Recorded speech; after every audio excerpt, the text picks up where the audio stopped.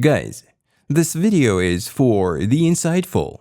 I'm here to share principles that'll boost your effectiveness on any date with any woman. Right now, we can transform your approach to dating. This isn't just some fluff you find online if you ask Google or Siri. How to act on the first date, second, or 10th date.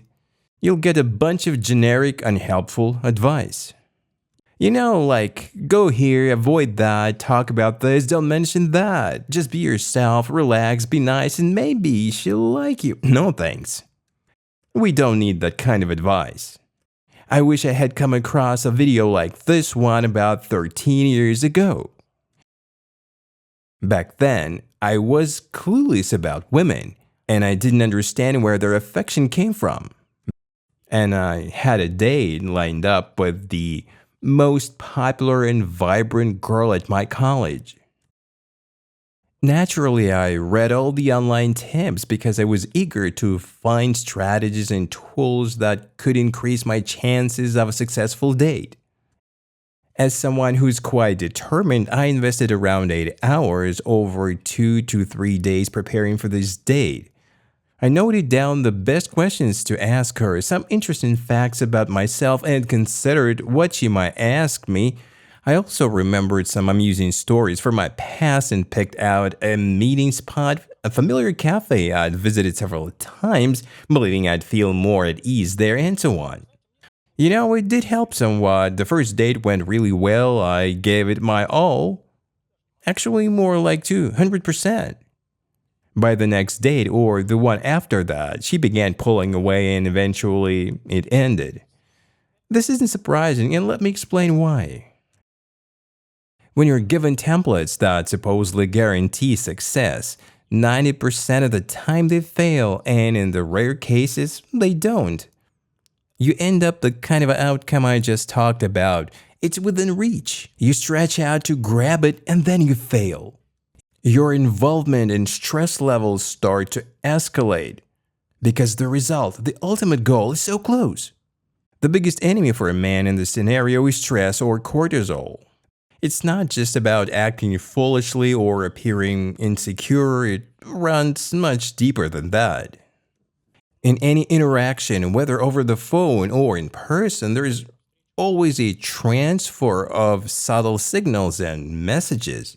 We pick up on the emotional state of the person we're talking to. You felt it with friends. One calms you, another uplifts you, another saddens you, another makes you anxious. It's the same on a date. Creating an extremely comfortable environment is key. Not one that's defined by luxury or expensive settings like high-end restaurants or grand gestures. That's all nonsense if you're stressed.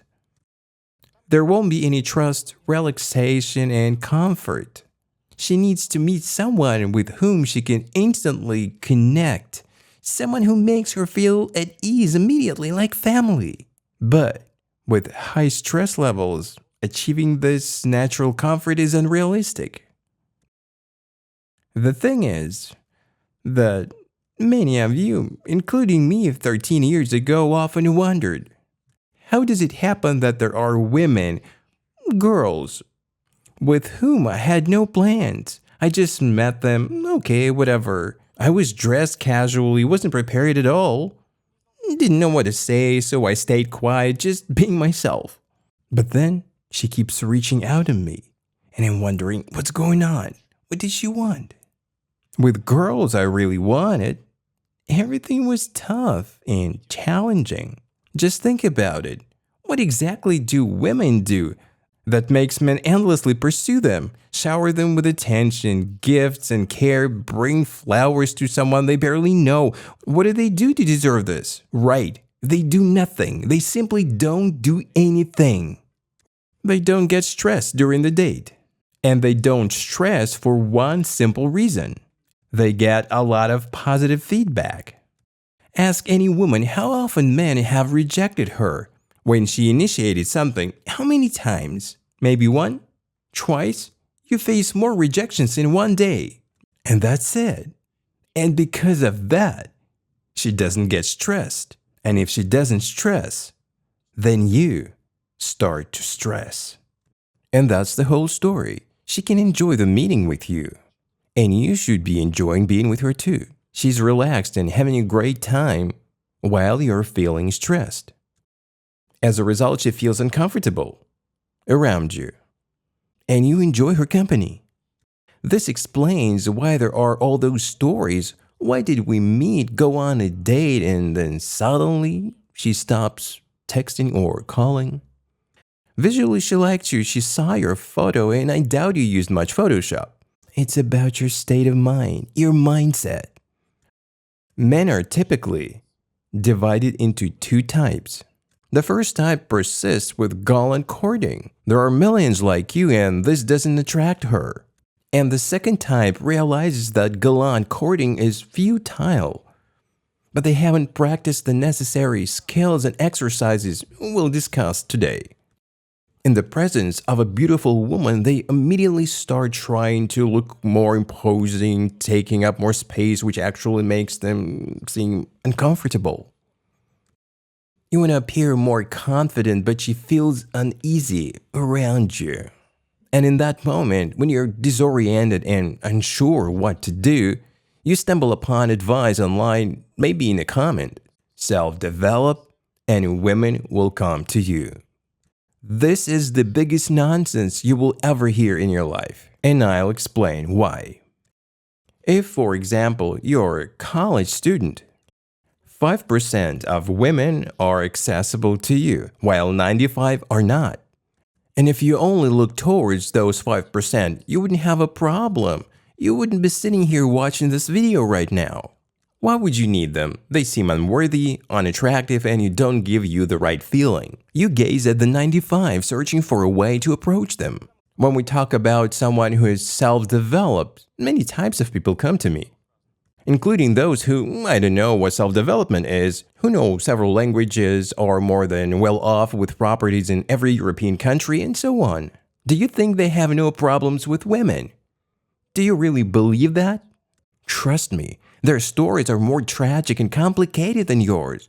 But it's a reversal. For him, 90% of women, not 95, but 90% may actually be accessible.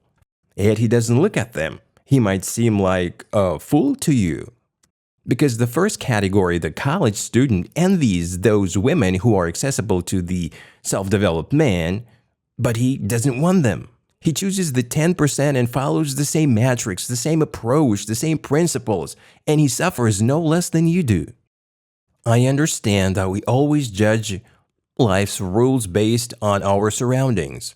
Maybe you don't have examples, but everyone I think has heard of cases like Statham being humiliated or the stories of Johnny Depp or Elon Musk.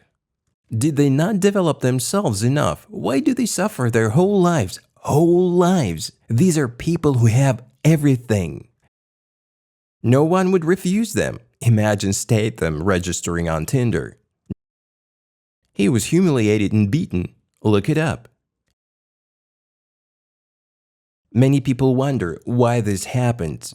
Why do we lead a self-deficiency? I've explained what this is related to. I've explained it from the perspective of hormones, how it works. Why do we get that desired feeling from women who make you stress? There is a direct correlation. The more you like a woman, the more you stress. The more a woman makes you stress, the more you find yourself drawn to her. This is kind of a post-traumatic syndrome. Many people experience this in their teenage years during their first relationships, and one day she starts being distant, maybe even leaves claiming she doesn't love you. What did you do then? What was the right thing to do? You should have said, "This is uncomfortable. Goodbye." But how do modern men usually react? They move towards her. You've already set the rules of your life. You're already caught in this unhealthy dramatic and you don't seek anything else. Simple, straightforward relationships seem dull to you, something tasteless and desirable. No. You crave a spark, as problematic as possible. That's how we live, guys.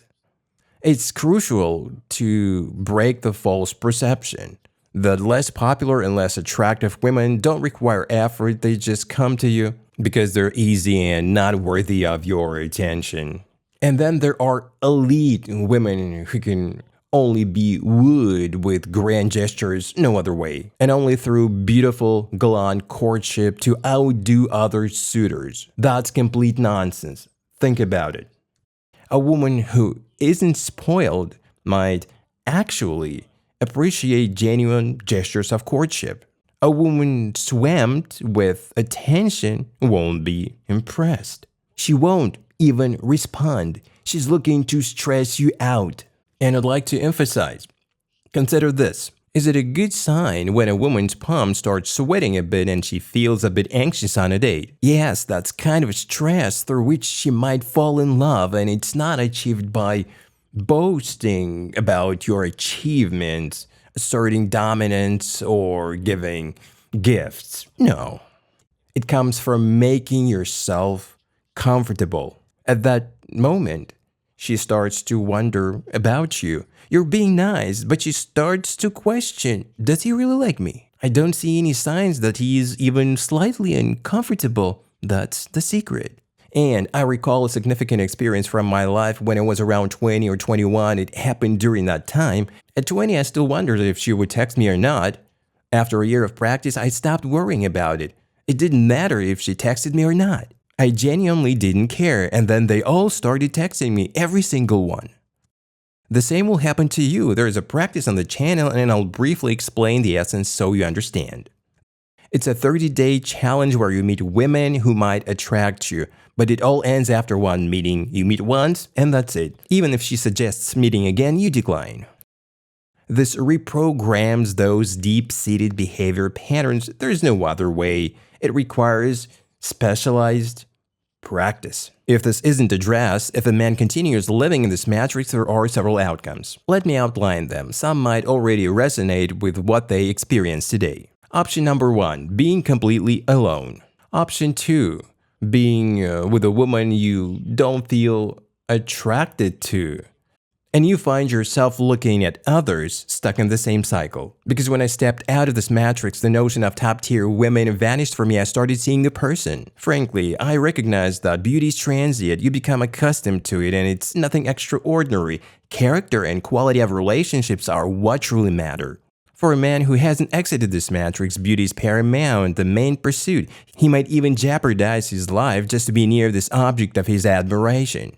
The third scenario is when a man essentially becomes a donor. That is when a manipulative woman realizes that he is ambitious and not foolish, and yes, she might stay with him for a long time, but these are unhappy relationships. I increasingly see such cases in real life. That's all. For this reason, you can start the virtual practice right now, which I highly recommend. I urge you to start there. Begin with a course called Master of Online Dating. There is a link in the first pinned comment. You can start today, and trust me, if you stick with it in 6 months, you'll realize how much you've learned. We can catch up in the fall and discuss this on a stream. Thank you all for watching.